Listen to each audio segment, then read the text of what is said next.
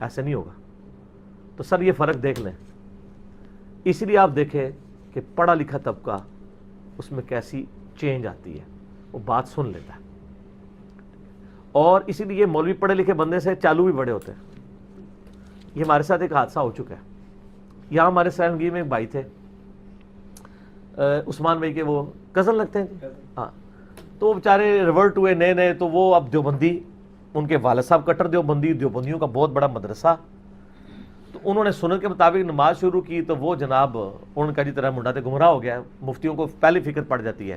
آپ نماز نہ پڑھے تو کسی مفتی کو یہ فکر نہیں ہے کہ وہ اپنے کسی مقتدی کو کہے کہ تیرا بیٹا گمراہ ہو گیا.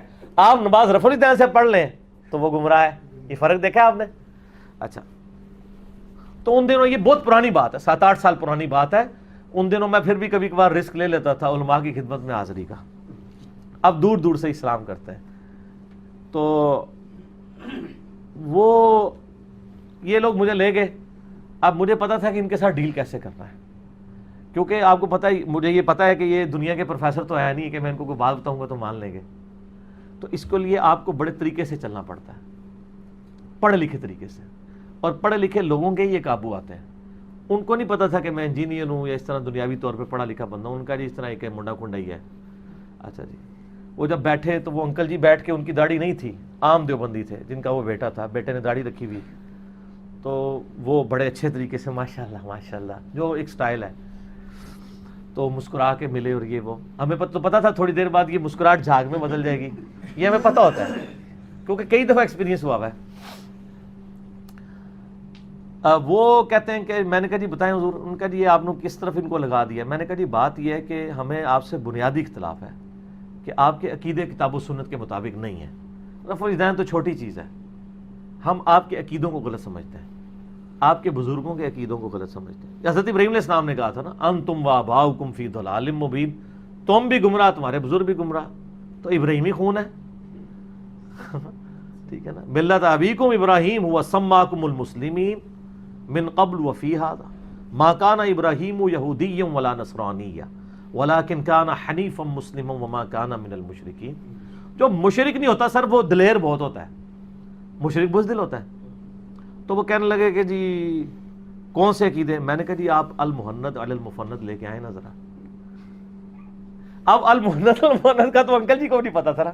میں نے کہا جی انکل جی آپ کو پتا ہے کہ آپ کے بزرگان دین نے اس امت پہ احسان کیا ہے کہ انہوں نے اپنے سارے اچھے اچھے عقیدے انورٹڈ کاماز میں جمع کر کے ایک چھوٹی سی کتاب لکھی ہے المحند علی المفند.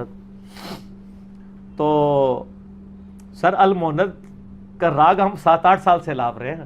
اب تو خیر بچہ بچہ کہہ رہا ہے, اب تو المحند ختم ہو گیا, المحندس علی المفند, مفندین آ چکی ہے, ایک انجینئر اتنے پاگلوں پر. اچھا, وہ کہنے لگا جی وہ کیوں لے کے. میں نے کہا آپ کے پڑھی ہے؟ کہتے ہیں ہاں پڑھی ہے. میں نے کہا آپ لائیں ذرا, میں اس میں بتاتا ہوں. وہ عقیدے تو یہ انکل جی ماننے کے لیے تیار نہیں ہوں گے جو آپ سے مناظرے کے لیے ہمیں لے کے آئے ہیں. آپ ان کے بھی آپ پہ مناظرے یہ بھی نہیں مانیں گے. تو میں نے کہا آپ وہ المحند لے کے آئیں. تو وہ کہتا ہے کہ جی آپ بتائیں کیا مسئلہ ہے. مجھے پتا تھا, میں نے اس کو بتایا یہ تو مطلب لڑے گا. میں نے نا پہلے انکل جی کو پکا کیا جو دیوبندی انکل جی. میں نے کہا انکل جی مجھے بتائیں کہ آپ کا یہ عقیدہ ہے کہ نبی علیہ السلام کی قبر مبارک اللہ کے عرش سے, کرسی سے, خانہ کعبہ سے افضل ہے؟ کہتے ہیں استغفر اللہ, میرا تو یہ عقیدہ نہیں ہے.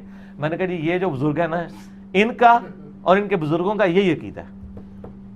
المحند میں لکھا ہے, ان کو کہیں کتاب لے کے آئے.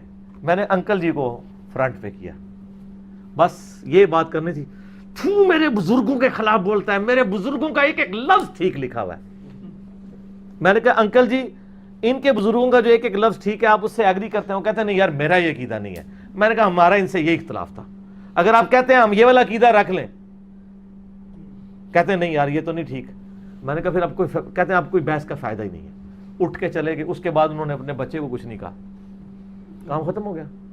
ٹھیک ہے, تو یہ ہونا تو یہ چاہیے تھا کہ وہ کہتے ہیں کہ میں اپنے بزرگوں کا دفاع کرتا ہوں, قرآن کی فلاں آیت میں یہ بات لکھی ہے, حدیث میں لکھی ہوئی ہے. ان کو بھی پتا تھا نہیں ہے. ٹھیک ہے نا جی. تو اس لیے پھر انہوں نے آخر میں ایک جملہ بولا کہ یہ لڑکا ہے کون ہے. تو انہوں نے بتایا یہ ایک انجینئر ہے اور اس طرح یہ. ان کا آپ نے پہلے کیوں نہیں بتایا کہ یہ پڑھا لکھا بندہ ہے؟ پڑھے لکھے بندے تو گمراہ ہوتے ہیں, ہم تو ان سے بات بھی کرنا گوارا نہیں کرتے. یہ بات اصل میں نے آپ کو بتانی تھی مفتی صاحب کی کہ پڑھے لکھوں سے یہ جھرک جاتے ہیں.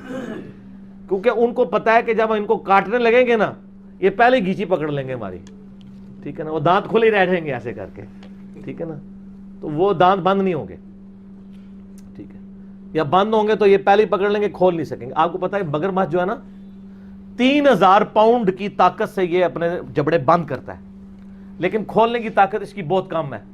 اگر آپ اس کو ایک ہاتھ سے بھی یوں پکڑ لیں جبڑا کھول نہیں سکتا۔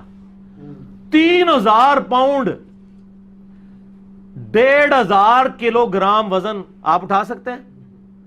میرا تو اپنا وزن 70-80 کے قریب ہوگا، میں کیا 1500 کلو اٹھا سکتا ہوں؟ اس طاقت سے وہ بند کرتا ہے جبڑے۔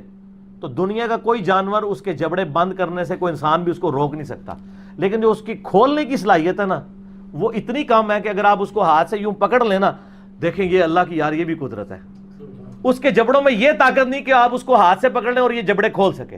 اسی آپ دیکھیں وہ اتنے بڑے بڑے کروکوڈائلز کو پکڑتے ہیں، ساتھ ہی ٹیپ لپیٹ دیتے ہیں۔ ٹیپ کیا چیز ہے، آپ رسی بھی لپیٹ دیں 3000 پاؤنڈ کے آگے تو لوہے کی رسی بھی کچھ نہیں کرتی، لیکن یہ اللہ نے اس میں کمزوری رکھی ہوئی ہے۔ آپ کے علماء میں بھی یہ کمزوری ہے، اگر آپ ٹائم کے اوپر ان کو ٹیپ لگا دینا اس طریقے سے جس طرح میں نے لگائی ہے پڑھ لکھے طریقے سے، یہ 3 لاکھ پاؤنڈ بھی ہو یہ کھول کچھ نہیں سکتے۔ تو وہی ہوا کہ وہ اس کے جبڑے میں نے پہلے ہی بند کر دیے، تو وہ کھولنے کی طاقت پتہ ان کو نہیں ہوتی ہے، تو اس لیے یہ میں نے ایک تفنن کے طور پر